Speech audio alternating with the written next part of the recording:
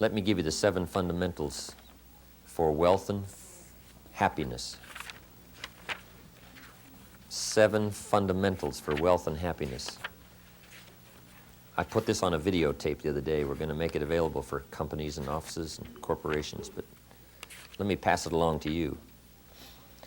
Here's what will put you in the top 5%. 1, a constant plan for setting, rearranging, evaluating, and strengthening the purpose of your goals.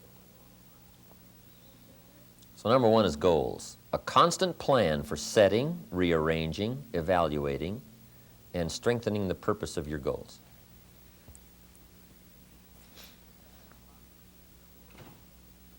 Now, see, that process, that number 1 fundamental will put you in the top 5%. Guess how many people have a constant plan for setting, rearranging, evaluating, and strengthening the purpose of their goals? Very few. It'll put you in the top 5%. But it's one of the fundamentals for wealth and happiness. Here's the second one. A management plan for your present resources. You got to know what you do with what you got. We're going to cover that later on under how to become financially independent. A management plan for your present resources. Resources meaning a lot of things. Talent, effort, ability, time, money, all the substance that you have. We all have resources. The question is, what are you going to do with them? And if you don't have a plan, guess what? You do minimum things with your resources. Guess what kind of results you get? Minimum. So you don't get maximum results from minimum effort. Guess how many people have a management plan for their present resources? Very few. It'll put you in the top 5%. It's one of the fundamentals for wealth and happiness.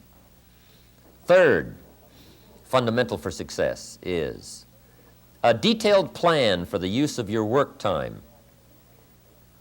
And we're going to cover that. Mr. McBride will get into it a little more thoroughly before the day's over. A detailed plan for the use of your work time. We call it a game plan. Put your future activity, first of all, on paper before you put it on the street.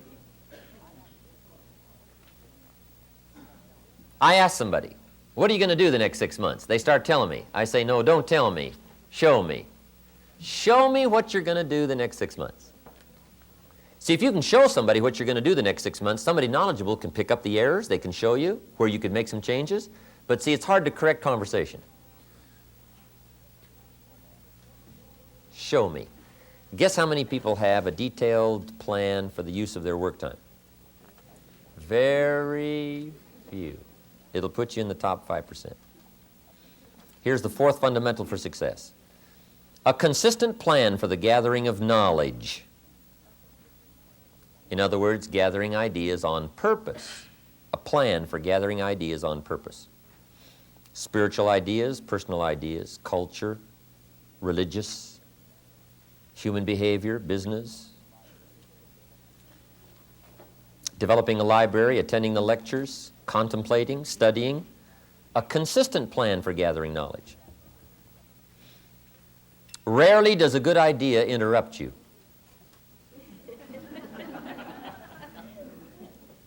Really. Guess where you find ideas? When you search for them. You gotta go searching. You go to church searching. You go to the lecture searching. You go to the library searching. You go to the bookstore searching. You go back through your journals searching. A Bible phrase says, seek, search, look. It won't come by. You got to go. Go look, go read, go search, go try to find out. You got to go search. That's what it says. Now the formula is terrific. It says seek and what? You'll find anything, everything you need. Your heart, your soul, your business, your enterprise, your family. If you search, you'll find it. But that's part of the human process you just got to go through. You gotta go search. Take your journal and go listen, go look. Guess how many people have these journals? Very few. It'll put you in the top 5%. I go to church a few months ago up in Northern California. There's about 500 people Sunday morning. Sermon, excellent. I got my journal. I'm taking notes. And I look around.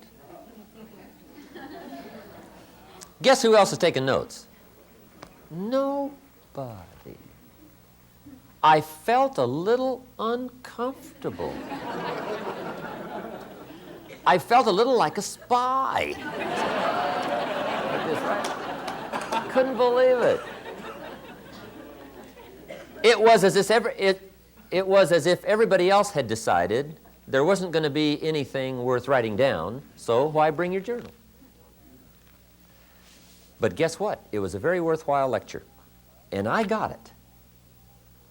And it's because I developed this habit a long time ago. Go looking, go searching, go expecting. And it isn't that you'll find something every time, but you got to practice searching. You got to go where the information is. So everybody needs a consistent plan for gathering knowledge, right? You got to read so many books a week. You got to go to so many lectures a year. You got to go search for the knowledge. Okay, a consistent plan for gathering knowledge. That'll put you in the top 5%.